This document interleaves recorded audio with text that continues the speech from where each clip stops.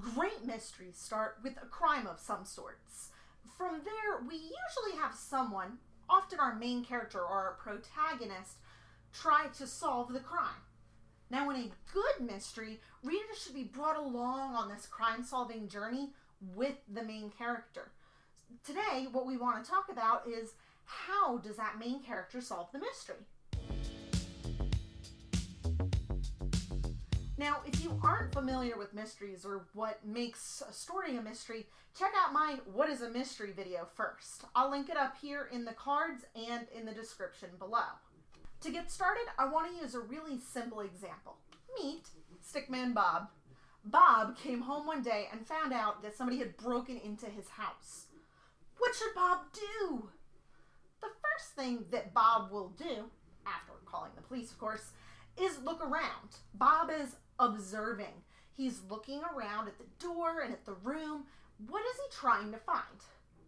Bob needs evidence or proof that somebody broke in. Let's say Bob looks and sees that his window is broken. He observes that the window is broken. Is this evidence? Yes, it proves that there was a crime. More tests or more analysis might give us more details, but we don't have that yet. The next part is the tricky part. What does the broken window tell us? When we observe it, all we have are facts. That'll only get us so far. We have to add our brains and infer. To infer, or make an inference, is to draw conclusions based on the evidence.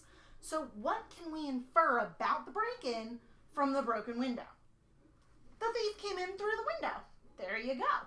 The glass didn't tell us that. I mean, glass could talk, maybe, but if it did, that would be kind of weird. So, let's not. We had to infer. Could we infer if we skipped the step of gathering evidence? No.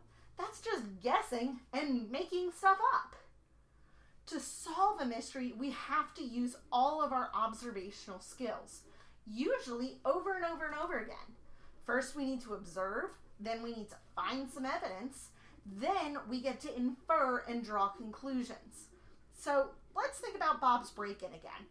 He observes that his TV and his Xbox are right where he left them. So we could infer that the thief didn't want to carry a lot of stuff.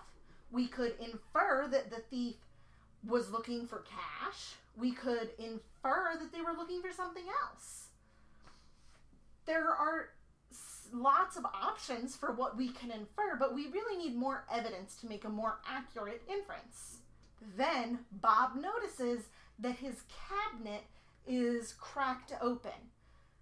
This observation can allow us to infer that either Bob left it open or the thief opened it. We don't have evidence to say which inference is correct, so we need to go gather more evidence or proof.